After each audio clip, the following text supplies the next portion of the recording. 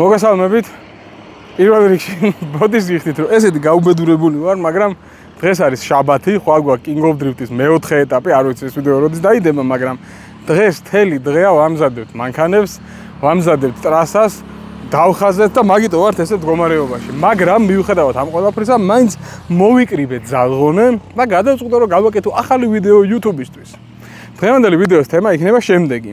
King of Drift-ის მესამე ეტაპზე, ვინც გავიდა სამეულში, იმათ გადავიღებთ, იმათ მანქანებს გაჩვენებთ, ვისი მანქანა დაახლოებით რა ღირებულების არის და ის ეტაპი, რომელზეც პოდიუმზე ავიდნენ, რა დაუჭდათ.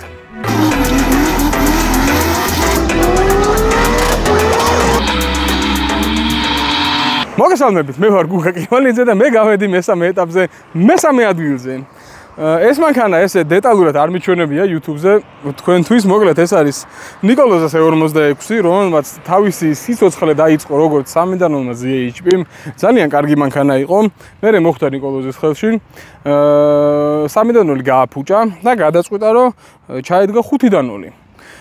იმის მერე რაც 5-დანონი ჩადგა, ნიკოლოზმა მითხრა, რომ მე ვაფშე დიდათ არ მინდაო დრიფტის სიარულიო, მე ცოტა სხვანაირი მანქანა მინდაო და მოდიო შენი არის ამ მანქანითო და ფაქტიურად უკვე მეორე სეზონია ამ მანქანით დავდივარ. მოკლედ, ძალიან ბევრი პატარა დეტალი იყო ამ მანქანაზე გამოსასწორებელი, ხო იცით როგორც არის. ახალ მანქანას რო აწყობ, ძალიან ბევრი წვრილმარი გამოჩნდება ხოლმე, რომელიც რაღაცას ატრაკებს, ვერ მოიფიქრებ, რომ ის გასაკეთებელია, რაღაცა გაუგება რამე უნდა გაფუჭდეს, მაგრამ გარკვეული დროის მერე ეს წვრილმანები რომ მოვაგვარეთ, იმის მერე ფაქტიურად არანაირი პრობლემა ამ მანქანას აღარ აქვს. ალბათ რავი, წელს ნამდვილად არაფერი არ გაფუჭებულა და შარშანას ბოლო ეტაპებზე არ მახსენდება, რომ რამე ისეთი გაფუჭებული იყოს ამ მანქანაზე. ძრავი, როგორც იცით, მე ძალიან მიყვარს 5-დანონი MS13, მაგრამ მიუხედავად ამ ჩემი შეხედულებებისა, საერთოდ არ ფუჭდება, თუ არაფერი არ მოსდის. ერთხელ ოდესღაც სვეჩები და ბაბინები რო შევცვალეთ, იმის მერე ვაფშე ხმას არ იღებს. არც ზეთი უნდა, არც ანტიფრიზი უნდა, არც საწვავი უნდა ზედმეტიან. ერთხელ რო ჩაასხავ, არის ყველაფერი. არც დაჩიკი აყენია ამ მანქანაზე, რომ ვაიმე არ ვინერვიულო, რომ ეხა არ გადახურდეს, ეხა ზეთი 123-ზე ამივიდა, უნდა გავაგრილო და ეგეთ სისულელები ამ მანქანას არ აწუხებს. არაფერი დაჩიკი არ აქვს, რომ დაგოქავ ეგრევე დინამო და ზეთი ანთებს. всё, იგაზავე, ნახვე, არაფერი არ მოსდის. მოდი ეხა დავათვალიეროთ ცოტა ახლოდან, გარედან რა არის ეს მანქანა.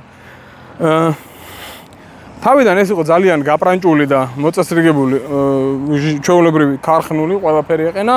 მე რო ვიარე, რა თქმა უნდა, ყველაფერი გავაფუჭე, დავანაგავე, ყველას დავეჯახე, ყველა კუთხე გაფუჭებული, გაუბედურებული იყო და როგორც იქნა დავადგით საშველი და სულ დავაპლასმასეთ. მოკლედ, ცხვირი მთლიანად პლასმასია, ტრაკი მოვაჭერე, ტრაკის პლასმასია, შიგნიდანაც ფეჩიც კი ამოვიღე. ფეჩი ამოვიღე. ჩემი პატარა ხელებით ავდექი და ეს შიგნით ეს გუდრონები და ეს ბეშუმი თუ ჯანდაბა რაც უსვია, ისინი ყველაფერი მოვაცილე და საკმაოდ დამსუბუქდა. ნუ ერთი პრობლემა მანქანის იყო ის, რომ ძიმე იყო და ძალიან დიდი ინერცია ჰქონდა და მოკლედ კარგად დავამსუბუქეთ და რას თავარია, ხო?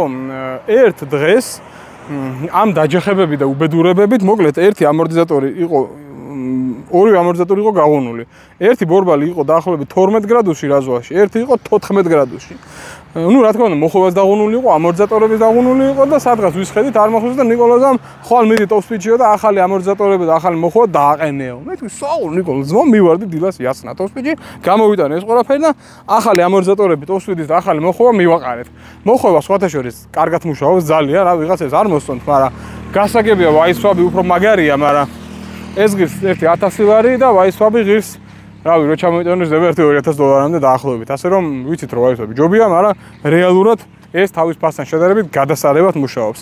ამორტიზატორების რა გითხრათ, მაინდა-მაინც დიდად არ მომწონს, მაგრამ ნუ რაღაცა გადაკერებულ, გადმოკერებულს ალბათ ჯობია. ნუ ყოველ შემთხვევაში ამორტიზატორებზე თავს ვერ დავდებ, უფრო ბიუჯეტურადაც შეიძლება უკეთესი ამორტიზატორების ნახვა. მაგრამ გადაკეთებების რაღაცების გარეშე ეგეც არ არის ცუდი ვარიანტი. მოკლედ ეს არის აი როგორ გითხრათ, ძალიან მარტივი, სტანდარტული მანქანა, არაფერი ამაზე ისეთი არ არის, რომ ვიღაცამ შექმნა და თქვენ ვეღარ გააკეთებთ. აი დაახლოებით ამ მანქანის ღირებულება ალბათ რო აწყოთ არის დაახლოებით ალბათ $10,000, შეიძლება ცოტა მეტი, ცოტა ნაკლები, დაახლოებით $10,000 ესეთ მანქანას აწყობთ და ეს მანქანა ლილო არენაზე არის აბსოლუტურად საკმარისი. ერთი ხიდი აყენია 2.9 და მეორეთი დადის ეს მანქანა ლილო არენაზე აი აბსოლუტურად ყველაფერს აკეთებს რაც შეიძლება რომ მოგინდეთ. მოკლედ დაახლოებით $10,000 მანქანაა და შესაძლებელია, მაგრამ ნუ ეგ არ აუშვეს. ეგ თქვენზეა. ახლა რა დამიჯდა ეტაპი. ძალიან საინტერესოა წინა ეტაპი, არ ვიცი რატომ მოხდა ესე და როგორ დავაგდა. მოკლედ სანფულებით რომ დავდიოდი, ცვითავდი თითო გავლაზე, ანუ ორ გარბენში ცვითავდი ხოლმე ერთ ახალ კომპლექტს. ეს ერთი ახალი კომპლექტი არის დაახლოებით $300, ხან ცოტა მეტი, ხან ცოტა ნაკლები. რაც იყო კატასტროფა. მოკლედ წინა ეტაპზე გადავწყვიტე, რომ მოდი გადავალ აბა ვინდებით ვივლიმეთი. ეს ვინდები ისე კარგად ვერ ეჭიდება როგორც სანფულები და ჰაიფლაები, მაგრამ ნუ ყოველ შემთხვევაში გაცილებით მეც გატარებს. წინა ეტაპზე რაღაცა ვერ ვიყავი ჩამოყალიბებული, უნდა მევლო თუ არ მევლო, რაღაც საბურავების დიდად არ მქონდა და მოკლედ წინა დღეში არ მივარჯიშია და 1-235-40-18-ები დავაყენე შეჯიბრზე და იმითი გავიარე დილის ვარჯიშებით, კვალიფიკაციაც. ტოპ 4-ში იმითი მივედი და მე მანქანა გამიფუჭდა. მაგრამ ეგ ყველაფერი არ არის, რომ მორჩა ეს შეჯიბრი. მანქანაზე რა საბურავის ეყენა ეს დილას დაყენებული ვინდები. იმითი წავედი რუსთავში მე Race X-ი ქონდა King-ის შემდეგ კვირას და Race X-ის ვარჯიშებიც ვიარე იმ ერთი წვილი ვინდათი. ასე რომ მოკლედ საბურავები დაახლოებით $300 და ალბათ ერთი $150 ბენზინი დავწვი. მოკლედ ესეთი იაფი შეჯიბრი ალბათ მე ჩემს ცხოვრებაში არ დამჯდომია, არ ვიცი რანაირად მოხდა ეგრე. თავისი კოკაკოლები და ყველაფერთ კაროჩი ერთი $600-ში ჩავჯექი რა. გასაგებია რომ ყოველთვის ეგრე არ არის და წინა დღეებში თუ ივარჯიშებთ მოკლედ შესაძლებელი უფრო რა თქმა უნდა მეტი დაგიждდებათ, მაგრამ აჰა ფაქტი ეგ არის რომ არის შესაძლებელი რომ ერთი $500-600-ში შეჯიბრზე გამოძვრეთ. მოდი ახლა ვნახოთ მეორე ადგილზე ვინც გავიდა და პირველ ადგილზე ვინც გავიდა, ისინი რა მანქანები დადიან და რა დაუჯდათ ის ეტაპი რომელზეც პოდიუმზე ავიდნენ.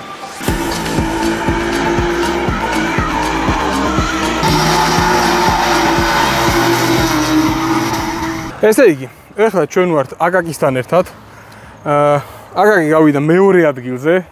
ხო მეორე ადგილზე გახდა? კი ბატონო, მეორე ადგილზე. აი ამ შესანიშნავი შავი 36 სედანით. მოკლედ, ეხლა აკაკი მოგუყვება დაახლოებით მარტივად რა მანქანაა, რა აქვს გაკეთებული, დაახლოებით რა ღირს ეს მანქანა, რომ იყიდო ანუ რომ იყიდო როგორც წესი რო აწყო და რო იყიდო აბსოლუტურად სხვადასხვა ფასია ხოლმე და მოდი აი ესეთი მანქანა რომ ადამიანმა აწყოს დაახლოებით რა დაჯდება და რა დაგიჯდა ის ეტაპი, რომელზეც მეორე ადგილზე გახვედი, მაგრამ ჯერ მანქანით დაიწყე.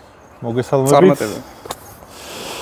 ეს ჩემი 36 არის, როგორც ყოველთვის ჯერ მანქანას ყიდულობ, მე ეძრავს, მაღაზიაზე დიდი დავამიდის ხოლმე ყველასთან ჩემი მხრიდან, იმიტომ რომ ეს კონკრეტული მანქანა მე დამიჯდა დაახლოებით $2,500, მეტი არა, რაც არ უნდა გაიკვირდით, იმიტომ რომ ყველაფერი ჩემი ხელით არის გაკეთებული და ჩემი მეგობრების ხელით, მაგრამ აი თუ მიიყვან ვინმესთან იმას აწყობინო გადმოაწყობინებ მიახლოებით $5,000-6,000 მაინც გჭირდება ყოველთვის. რეალურად რო ვთქვათ, ახალი ტიპი რომ მოვა დრიფტში $2,500 ეს მანქანას ვერ აწყობს. მოკლედ მართალი ხარ, ალბათ მე ეგრე ვფიქრობ, $5,000-6,000 მაინც გინდა რომ აი ესეთი გამართული, ნორმალური 6 ცილინდრიანი 36 აწყო, რომელიც აი რომ მოხვალ დადის და არ ფუჭდება. ხო არ გიფუჭდება? აი სამი სეზონი არ გამფუჭებია, მაგრამ აი ბოლო ეტაპის მერე თოლა წყლის პრობლემა მაქვს, მაგრამ გონი დღეს მოვაგვარე და აი ხვალაც გამოჩნდება რა იქნება. დიდი იმედი მაქვს პრობლემები არ შემექნება წყალთან დაკავშირებით. დანარჩენი მესამე სეზონი ალბათ 4 ჯერ შევცვალე ზეთი და აი ძაღლივით დადის მანქანა. აი ძრავი რა აქვს ამას? ცალონუსიანი 2 არის, აი ბიუჯეტურად გაძლიერებული. ეს 3-დან 2-ის და 2 და 5-ის რასპედვალი და შემშვები აყენია მარტო. 3-დან 0-იც კი არ არის. ყველაზე სუსტი მანქანა არის. გასყიდით გულზე, აი სახში ვინ ზიხართ ეხა და აი ძმაო თუ არ ელესი თუ არ ჩადე და ჯეზეტი ისე რა აზრი აქვს, აჰა აგერ თუ არ აქვს აზრი, 2 და 8 მოვიდა 2.5 დაუჭდა კაც მანქანა და მეორე ადგილზეც გავიდა. მაგრამ სულ პლასმასია, ხო, რასაც უყურებთ ეხა ეს არის პლასმასი და ეს გარედან არის. ეს გარედან არის პლასმასი ესე. უკან როგორც ყოველთვის მოჭრილი ტრაკი, ეგეც სანდრო ფოფხაძე მაჩუკა დიდი მადლობა მაგას. მაჩუკა თუ არა მეორე დღეს მოვაჭერი პირდაპირ და მივაყენე ეგეც. მაგრამ შეციცი დიდ წონას არ აკლებს, უბრალოდ უკან აკლდება და ბევრს იტყვის. ხო, და მით უმეტეს უფრო მნიშვნელოვანი იმ შემთხვევაშია, როცა ისეთ ადგილებში დადიხარ, სადაც კედლებია, იმიტომ რომ როცა ჟეშტით ოდნავ მაინც ეჯახები კედელს, ძალიან ეტყობა მანქანას და ესეთი მოჭრილი ტრაკით შეგიძლია რომ საკაიფო წაესვა კედელს და შენ მართვაში არაფერი არ გეცვლება. ეგ არის მუღამი. ლილოში ეგეთი ადგილი ფაქტიურად არ არის და დიდი აზრი არ აქვს, ანუ მეც იდეაში მანქანაზე არ მოვჭრიდი ის დანაგავებული არ ყოფილიყო, იმიტომ რომ პრაქტიკულია, როცა ჟეშტის ტრაკი გაქვს, ბაგაჟნიკს ახთი, ჩაყრი დისკებს, დაკეტავ და ეგ არის. კაი, რა მე განსაკუთრებული არის ამ მანქანაზე, რაშიც აი ინჟინერია და ფილოსოფიაა ჩადებული თუ უბრალოდ ტრიცეჩესის ნაწილებია მიყრილი და უბრალოდ ტრიცეჩესის ნაწილები არის ყველაფერი, აი გადადუღებული გიტარა. აი ნებისმიერი ადამიანი გააკეთებს ესეთ ნახატს. აი ნებისმიერი ადამიანი სვარკა იყიდოს და თუ არ ეშინია ნაპერწკლების გააკეთებს. აი, ეხლა გითხარი წინა ეტაპი რა დაგიჟდა, რომელზეც ახოდი პოდიუმზე. დაახლოებით. 1000 ლარიც არა. 4 წელი საბურავი მქონდა ნაყიდი და 40 ლიტრა ბენზინი. და იმ 2 წელი საბურავიდან რამდენი დაგჭა? თუ აღარ დაგჭა? ნახევარი.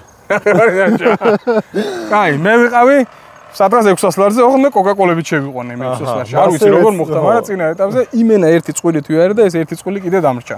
ნუ მართალია ბოლოს მათეს მანქანით გავიარე, მაგრამ ჩემი მანქანით რომ მეულო ბოლომდე, ნუ კაი, Race-X-ის ვარჯიშებს ვეღარ ვივლივდი, მაგრამ ნუ რა მნიშვნელობა აქვს ამ ეტაპზე მაინც ეგ ბიუჯეტი იქნებოდა. შეჯიბზე რაც არ უნდა გასაკვირი იყოს, საბურავი ინახება. ეხა მაგალითად დღეს 20 წუთი იყო დარჩენილი მანქანა რო დავქოქე და სულ ახალი წვილი მოვაყენე და ვაფშე აღარ მაქვს. შეჯიბზე გადიხარ გცივდება, გადიხარ მე კიდე გიდება და მნიშვნელოვანია იმ დღეს ლაზარეთს ბერდრო დადიოდა და მალე როგორ, ნუ ერთი 15 გარბენში წვითავს, მაგრამ ნუ მაინც რა და შეჯიბზე ერთხელ გაივლი, მე გააჩერებ მანქანას, ეს საბურავი გრილდება, მე კიდე გადიხარ, გადაბუნოთ რომ დადიხარ ცხელდება ეს ბორბალი, თან რაღაცა გავგებარ ჩინური საბურავები დავდივარ და ძალიან რო ხურდება, მე უკვე მალეცდება და იფლითება, ასე რომ ეგეც ერთ-ერთი რჩევაა, რომ თუ ჩამოხვალთ ვიდეოში და დაიწყებ დრიფტს, ეცადეთ რომ საბურავი გააგრილოთ ხოლმე და გაცილებით უფრო დიდი ხანი გაგიძლებთ. და კიდე ერთი რჩევა ბოდიში თავიდანვე დაიწყებთ თუ არა ახალი საბურავებით დაიწყონ ვარჯიში. თუ შესაძლებელი არის, იმიტომ რომ აი თავიდან რო დავიწყე რობოსთან ყიდულობდი ხოლმე გეცოდინება ეგ საბურავი და აი ტანჯულობდი. ეგრეა მეც რა 5 ვარიანი საბურავები დავიწყეთ და ბევრი ბორბალი გაქვს, რომელიღაც არიბერება, რომელიღაც ბაბონიანია, რომელიღაც გამომშრალია, ერთს დააბუქსავ, გაძრება ყველაფერი. ერთხელ გადაიხადო ახალ საბურავში დაახლოებით 300 ლარი.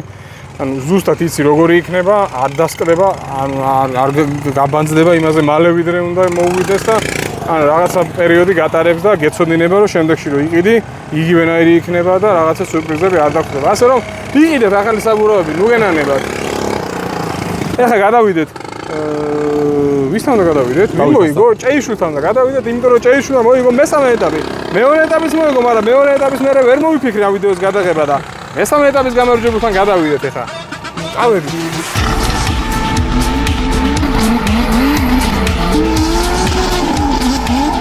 ეხლა გადავედით დათულისთან, რომელმაც წინა ეტაპის მოიგო. იმის წინა ეტაპის მოიგო და იმის წინა ეტაპზე ვაფშე კვალიფიკაცია ვერ გაიარა. ნახოთ მესამე ეტაპზე რას ვიზავს, რომელიც არის ხვალ. მანამდე კი მოგვიყევი დათო დაახლოებით შენი მანქანა რა არის, რას წარმოადგენს მარტივად. დაახლოებით რა დაჯდება ესეთი მანქანის აწყობა და ბოლოს გითხარი წინა ეტაპი რა დაგიჟდა? ეს არის BMW 30 გადუგული Deus M50 turbo 2.8 რავი სული ეკუმასტერის ელექტროობაზე 3 დისკიანი ცეპლენია, რავი ყველაფერი არის ქართულ პირობებში რაც უკეთდება მანქანას, ყველაფერი გაკეთებული აქვს. ესეთი საწყობა დაახლოებით ეხლა რო გადავთვალე, 25-ის ფარგლებში უნდა თავის ძრავიან, მოტორიან. აკაკი მგონია რომ კაროჩე შენ მანქანა დამიჯდაო სადღაც 2.5 ესე 10 ჯერ მეტი ეს მანქანა. დაახლოებით. ხო, მაგრამ ამაზე მართლა ბევრი ისეთი გარედან კი არ ეთყობა, მაგრამ აი ძალიან ბევრი ისეთი საინტერესო დეტალი აყენია და ტექნიკურად ძრავში განსაკუთრებით ყველაფერი ფიტინგებზეა, ძვირფასი ბენზინის რეიკა, ფარსუნკები, ტურბო, ცეპლენი, ეგეთი რაღაცეები, ყველაფერი ისეთია. ესე რო გაყვეთ დეტალები, ყველაფერი ძალიან ბრენდი, კარგი აყენია. 4 წელია რაც უკვე აწყობილი მყავს და აი ფაქტიურად არ ვეხები. რა ძრავი რა არის? მოცულობა რა არის? ძრავი არის სტოკი M50 ერთ-ერთ ღერძია შეცვლილი და არის 2.8. 2.5-ის მაგნიტი თავისია? N54-ია Porsche-ია. N54-ის Porsche-ია. გალოკა სტანდარტია.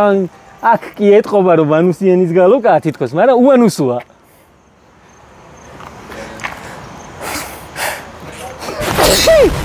ჯამსტელობა. მადლობა. რამდენი კილო დაახლოებით თუ აგიწონია? მანქანა რო ავწონე არის 1150 კილო. ჩემს გარეშე. 1150 კილო. 1250 ჩემი. ოღონდ სულ ბაევოი 275-ით ბენზინით, ზეთით. გასაგებია. კაი, რამდენად კარგია კინგისთვის შენი მანქანა? კინგისთვის რა ლილოსთვის? აი, რას შეცვლიდი შენ მანქანაზე? ლილოში და კინგზე სასიარულოდ. ჩემ მანქანაზე არაფერს ამ მომენტში პადვესნოი შევცვლი. ბიჭო, კინგზე შევცვლიდი გზას. და მანქანას არა. რატო გადაცემა არ აჭდება ამ გზაზე და გზას ცვლის. არა, გზას გავასწორებდი. ობიექტური ხარ შეჭი. გზას გავასწორებდი და სწორზე ვიმივიდი. გასაგებია. მაგრამ თქვათ ეგზა არ სწორდება. მანქანაზე ან შეიძლება რაღაცა აი ხალხი აქ დადის, აი ჩემს ყველა ბაზაში მიდგას რაღაცა 3-დან 0-ით, 5-დან 0-ით რაღაცა. ანუ ის მანქანა გასაგებია რომ უფრო სხვა რაღაცისთვის არის, მაგრამ აი ვაიმე გავიქეცი და რაღაცა არ არის რა ამითი. მაგრამ ამითი რო დავდივარ, სულ სხვა ემოციებია, სახალისოა, მაგიტომ მომწონს ამითი სიარული.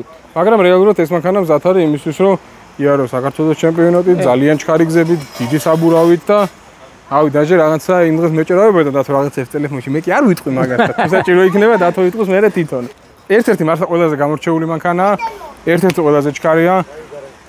მარტო ეს არ არის სტორზე დააჭერს და ჩქარია, მოძრაობაშიც ერთ-ერთი ყველაზე ჩქარია, ყველაზე ეფექტურია, ძალიან დიდი ხმა აქვს და ნუ ყველა გარბენის მერე დათო გადმოდის ყურებამდე გაკრეჭილია, იმიტომ რომ ძალიან მაგარი ხმები აქვს და ძალიან ემოციური მანქანაა სატარებელად. თან აი ახლა ღამის ეტაპი რო არის, ღამის ეტაპზე ეს ცეცხლები რო გამშვებიდან რო ამოდის და ქვემოთ სკრიმერიდან, აი ძალიან კაია ხოლმე რა, რაც დღისით არ ჩანს ხოლმე.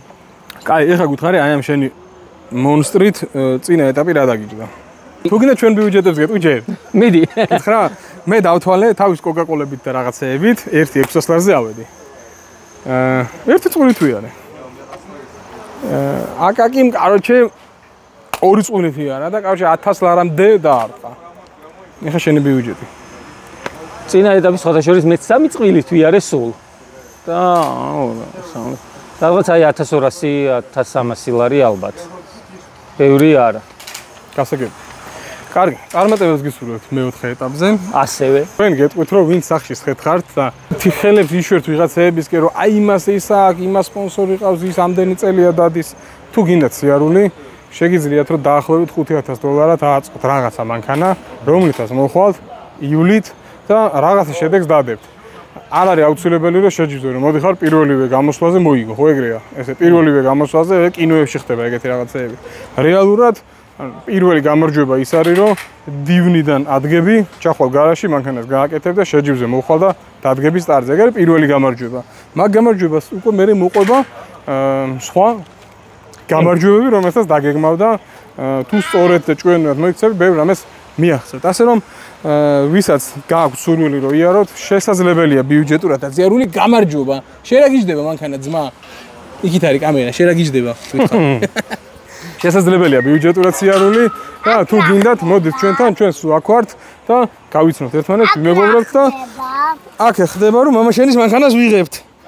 კარგი, წავედით ხა ჩვენ ძალიან დაღრილები ვართ, როგორც გითხარით, ხვალ გვა კინგის ეტაპი, სახე გვა გამძვრალი გვეთყობა ალბათ ტანსაცმელზეც, სახეზეც, გამომეტყველებაშეც და დაგიბრუნდებით კიდე ახალი საინტერესო ვიდეოებით. აბა თქვენი წინ და სულ მავიწყდება. გამოიწერეთ ეს დალოცვილი არხი, რა გახსნა ჩემი და დააჭირეთ. გამოწერას. თუ არა subscribe რაღაცა დააჭირეთ, კაროჩე. აბა თქვენი წინ დროებით მომავალ შეხვედრამდე.